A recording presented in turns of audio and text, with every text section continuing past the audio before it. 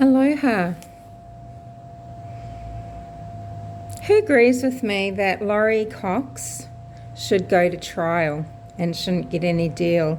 And who agrees with me that the Chad, leader of the cult of the gathered, perhaps, who agrees with me that Tammy Daybell should not cut a deal and should go to trial? Why do I think they should go to trial and not cut a deal? Well, I think they should do this because things need to come to the light. Law enforcement need to warrior up, let's say, don't they? Warrior up. Bring it to the light. Bring everybody to the light. Every last motherfucker who has connived and manipulated and manoeuvred and plotted deaths of innocent people. So why should one single scum bucket get away? Zulema, the dilemma, apparently is some sort of immunity. Do you think that's right? I don't. Don't forget that Zulema's been around the traps for a long time. And Zulema has known people in this group for years. Melanie Gibb was kind of a new fixture in terms of Laurie. You know, it was kind of like there were sort of separate little groups that sort of knew various connecting pieces, and then they came together for a short time near, let's call it the end. And who knows what other families have been ruined and wrecked from their plottings and manoeuvrings and illegal activity. How do you know? You just don't know. This probably deserves really full investigation, right? Because do you think then if there are several people connected to Laurie and Chad, and Laurie and Chad's families are dropping like flies, well, who else do these people know? What other deaths have there been? We need to know. We also need to have everybody brought to justice that did have something to do with the deaths of Charles Vallow, of Tammy Daybell, Tylee Ryan, JJ Vallow.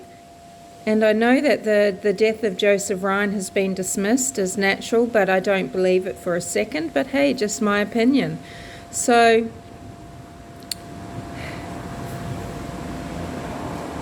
it's very in-depth and it's very horrifying. And why should people just cut a deal? And I mean, do you want to be walking around with these abusers and murderers, these connivers and tricksters, these con artists? So who else? Okay, well, we know that Jason Mulroney has been fully involved with this group and has been very involved in their machinations. He's in all the right places at the right times, or you could say the wrong places at the wrong times. You know, he's in Rexburg in September 2019, and he's near Charles's home when Charles is dead, murdered by Alex Cox. He's allegedly, you know, he's around, isn't he? Because I've pondered before, like, how would people know these name changes? Lori Cox rented a storage facility under her name, Tylee Ryan. Alex Cox, when talking to 911 operator, suddenly forgot how to spell the name of his brother-in-law, whom he had known for 1.5 decades at least, Vallo. And then you've got himself, Alex Cox, becoming a Pastenes. Who's giving all these are just great ideas from a legal standpoint, are they? Maybe just to slow things down, legally, investigation-wise. Who knows? I don't know. Pretty cunning, I reckon, eh? Yeah, so there's the Come Follow Me podcast, which is a It's kind of like a supplementary educational podcast, and it revolves around, you know, the gospel, the doctrine, the curriculum, teachings of the Church of Jesus Christ of Latter-day Saints. And there's lots of episodes on their YouTube channel. And 7 months ago, Jason Mulroney, however you want to say Jason Mulroney's name, he appeared. He appeared because, you know, he's a big warrior up guy, isn't he? You know, warriors of light. And yeah, he likes to write books about how just regular people really just became warriors. And he appeared on episode talking about, or chapter 321. Oh, I mean 32.1. 321. Oh, it's funny. Gosh, you know, schizophrenics and things, they would think things about that. They'd go, that can't be a coincidence. It's got to be like some sort of message of allegiance or something, right? 321, report and stuff. Anyway, so Jason Mao, you know, he's the guy that, he's got an amazing CV. And he was a Phoenix police officer the last time that he actually was working as that type of law enforcement officer. He was in Phoenix and he was wrangling with a drug dealer in a dark alley, and he tore all the muscles off his pelvic bone. Yeah, so he couldn't walk. It was a very dark time, and that's probably why he was discharged from the police, because it wouldn't have been because he was asleep in his vehicle when he was supposed to be watching out while other police officers were conducting a raid.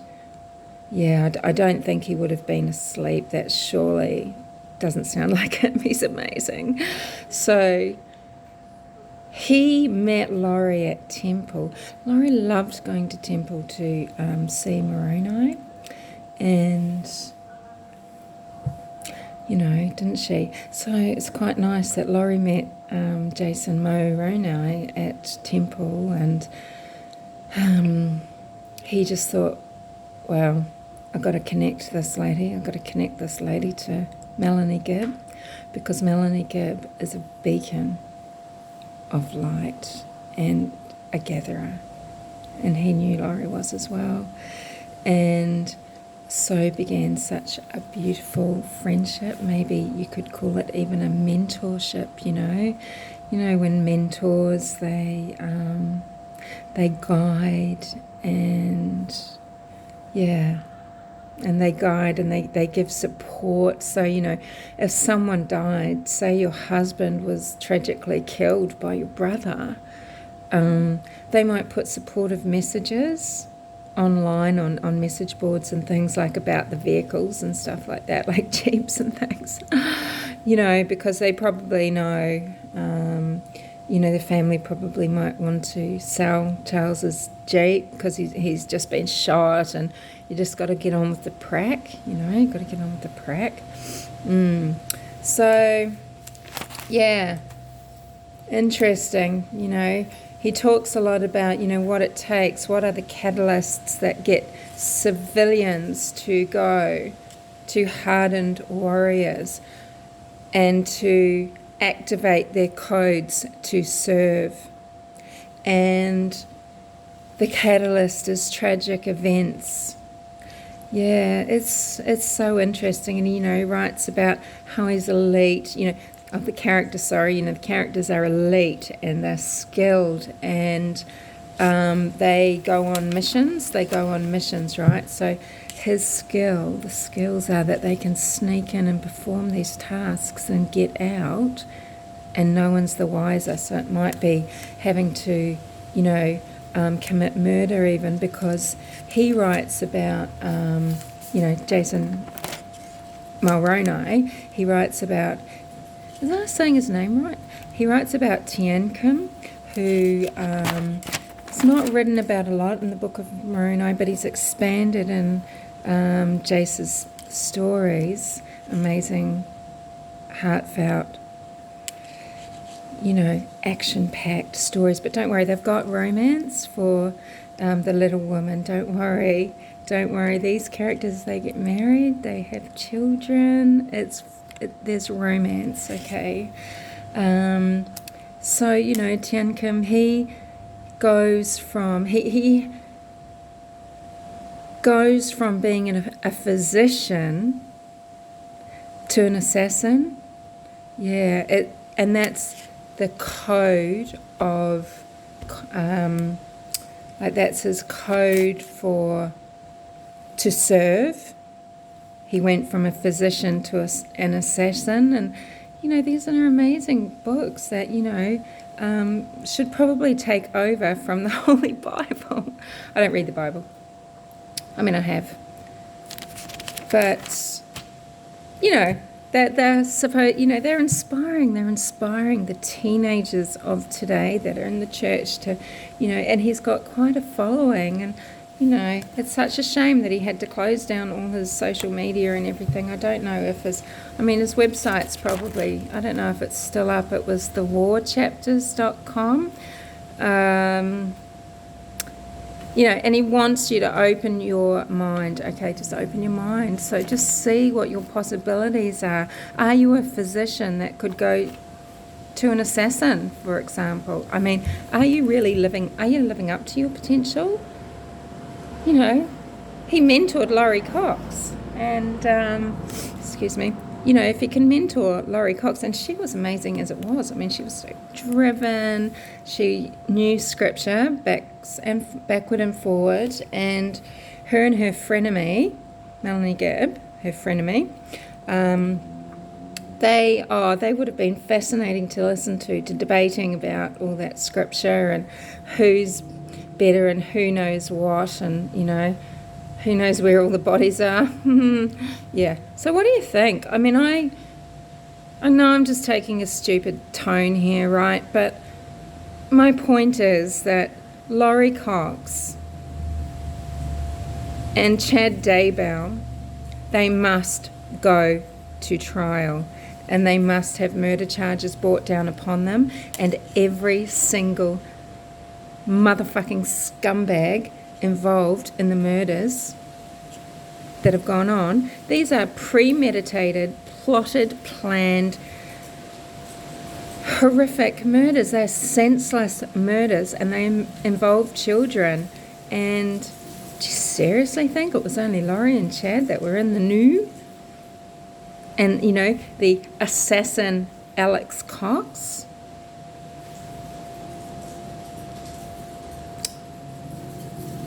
And if Alex didn't kill himself or die of fright, I mean, who actually did something to him? Do you think he was a natural death as well?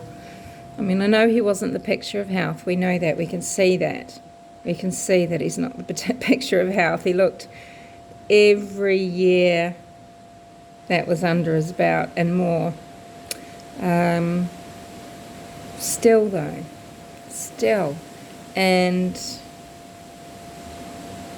when did he end up lying on the floor? Because, I feels like he was well and truly gone, wasn't it, by the time Ambos arrived? But they knew they had to get him out of that house, and they knew they had to lock down that house. I think the dilemma was told, this is going to be a breeze. You know what happened. you know what happened in Gilbert. We just walked away.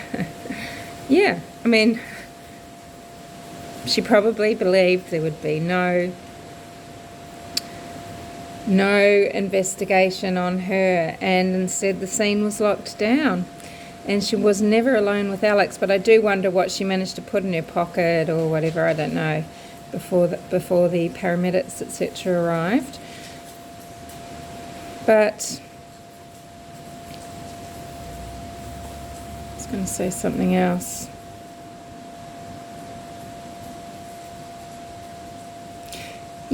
Be afraid, and don't think now that they're in jail it's over, because you've got to remember they were gathering gathering for years. Do you know how many people moved to Rexburg because of the Chad? A lot. And do you know how many home teaching, preachings, testimonies, what are they calling, sermonizing and everything went on in people's homes, not just Melanie Gibbs, but, a lot. And, Jason took his podcasts down. Now, some of these were saved. Now, they came to us, didn't they? They came to us by, rest in peace, Denise Rainey, the YouTuber Denise Rainey, who interviewed Zulema, didn't she? Zulema had her number, and she interviewed Zulema, who is connected to everybody in this group, and Denise died of a pulmonary embolism at age 43. It's truly sad. It's truly sad. That's very young, yeah. And she'd said that she was going to be dishing some dirt on Jason's career and his life, But hey, anyone can get the true details, I guess. I don't know. So I don't know what she was going to bring to light. No idea. So it's, lots of loss, but I didn't know her obviously, but people lots of people did, and I believe people in the family spoke to her in any case, in the families. So we need a trial. They need to go to trial. I don't know anything about, should it be a joint trial, should it be an individual trial. It just needs to be one where the truth comes to light and every last motherfucker is brought to justice for their part in the persecution of their fellow man, their family members, their children.